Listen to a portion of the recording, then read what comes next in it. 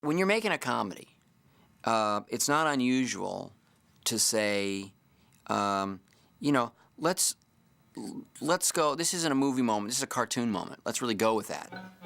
And generally, what you're talking about is, you know, that Tex Avery, that Chuck Jones school of filmmaking, with a kind of, you know, an energy, a fast exit, something falling out of frame, or something popping into frame.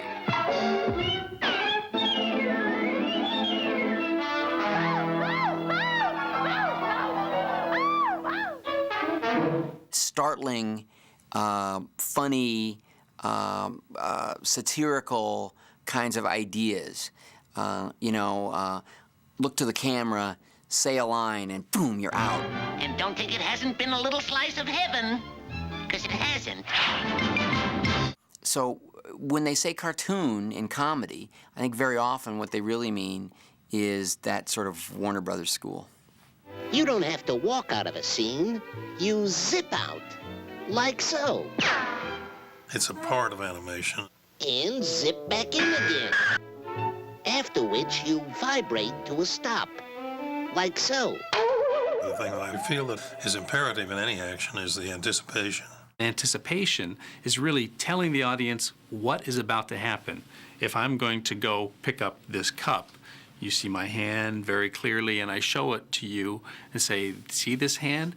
This hand is going to grab something, and now we're going to grab it, pick it up. A new animator will just go grab it, and the audience missed that whole thing. An anticipation drawing is when a character prepares to do a movement. Usually it's a small movement, you know, where a character will go in the opposite direction to the direction that he is going to go in.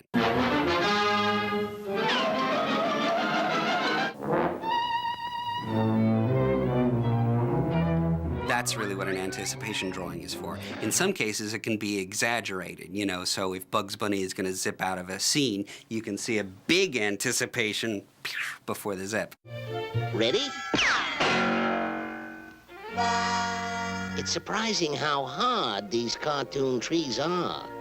And that's the movement. Just before you pull it, you let go of the bow and arrow, or you pull it back a little bit to free your fingers.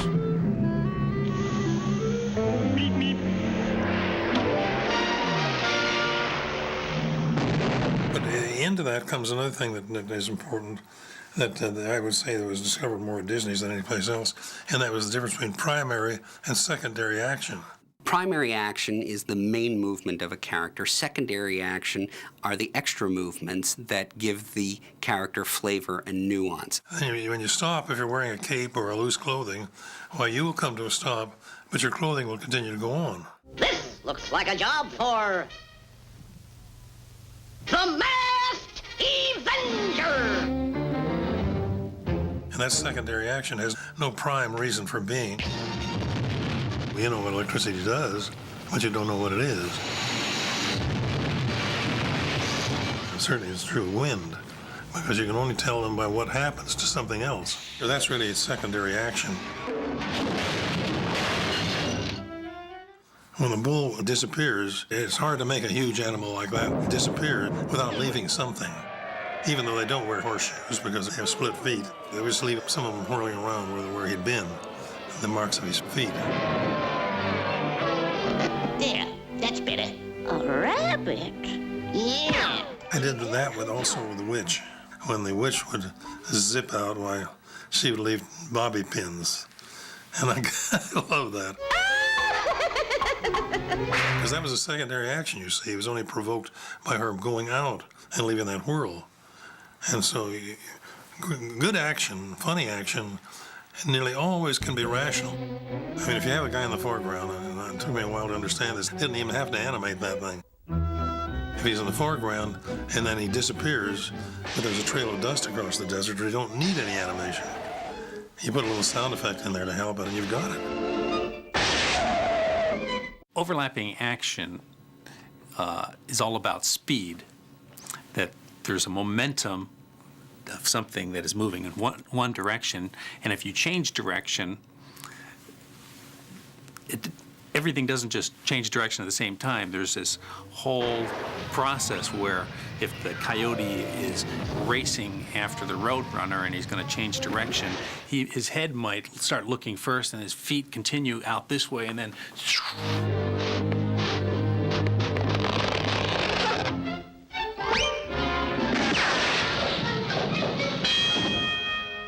essentially the character becomes a secondary action.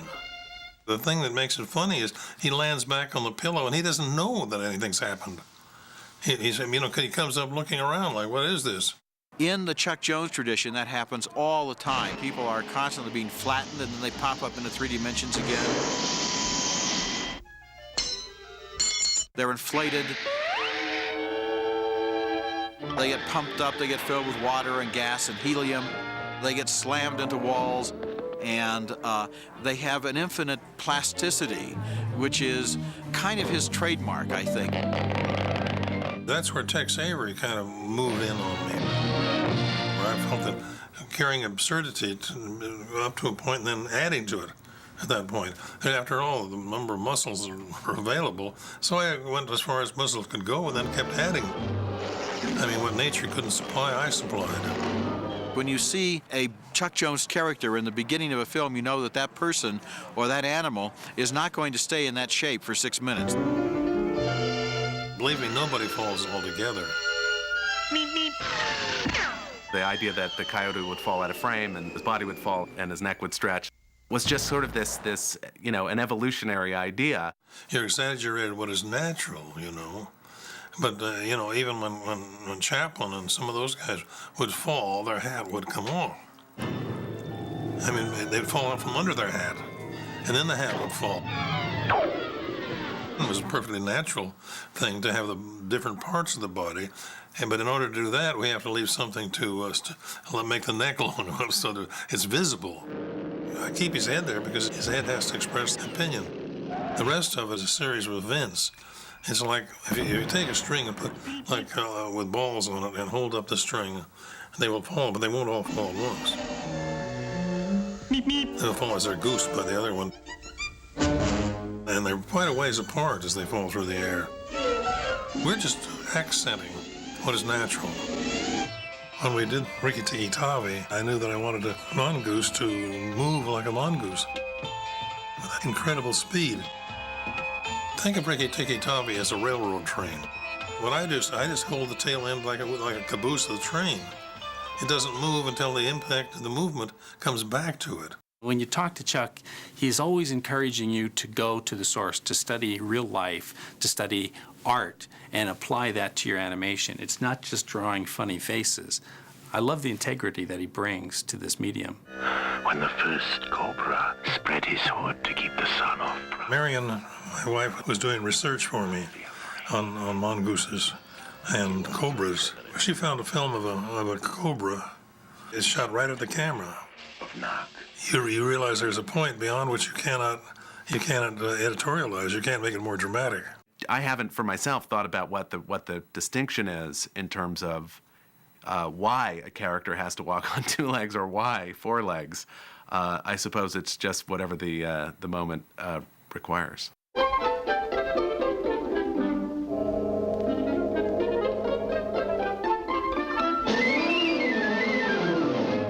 He was a wonderful little character, and of course everybody sometimes has seen a dog, and who isn't nervous? He is the epitome of nervous. And that's the way he is. He explodes all over the place.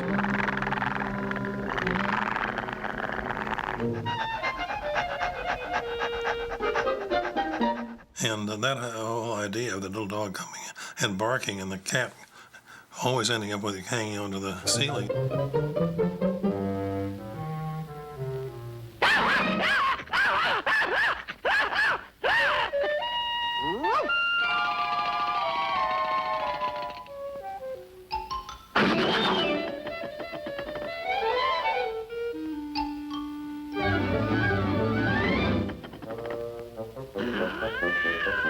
Do you remember how that picture ended?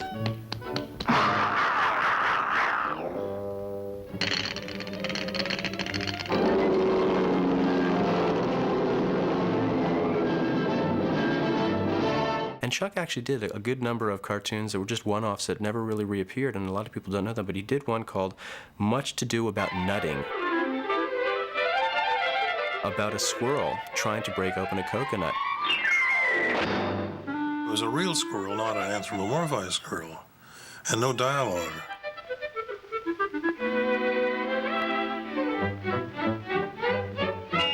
That was something I was simply determined to do. It's not easy for a squirrel to get across the street. But I also discovered this, they don't move evenly. So I decided I would try to make it not just look like a squirrel, but act like a squirrel. And when the squirrel goes up a tree and it wants to look around, it turns quickly and looks around, then appears up here and looks around. These things sound a little obscure, but the more you know about animal behavior and animal characteristics, the easier it is to understand. It's much easier to humanize animals than it is to humanize humans. So that's why I stuck with animals. There's nothing to it. Humans are suckers for dogs. All you gotta do is give them the big soulful eyes routine. The worst you can say about a dog is he's a professional dog. I don't know that dogs can have that kind of emotion, but they sure look like they do. And Charlie, of course, he was just an epitome of the kind of dog, knowing he was a dog, used every effort to exist as a dog. Big soulful eyes routine. Gets them every time. Well, nearly every time. At the end, he tries to, Porky becomes so insane with this guy being there that Porky goes out and hits the big soulful eyes routine. And then the car comes up and picks him up, and then you realize it's the city pound.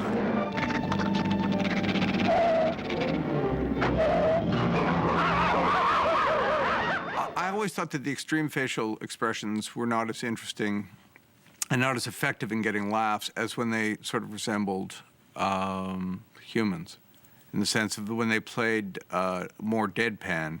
It tended to be, I don't know that it's a big laugh out loud laugh, but they were much more endearing because of that. Particularly in the later films, Chuck became very fond of using the smallest possible gestures, facial gestures, to get laughs. Bugs Bunny wriggling his eyebrow could be a big laugh, not a subtle laugh, a big laugh. Daffy, looking at the camera and just doing a kind of a camera look. That's the kind of thing that goes back to Oliver Hardy's camera reactions, let's say. Isn't she lovely? Those small moments and those small gestures, he found, could get as big a reaction as any gigantic slapstick action set piece.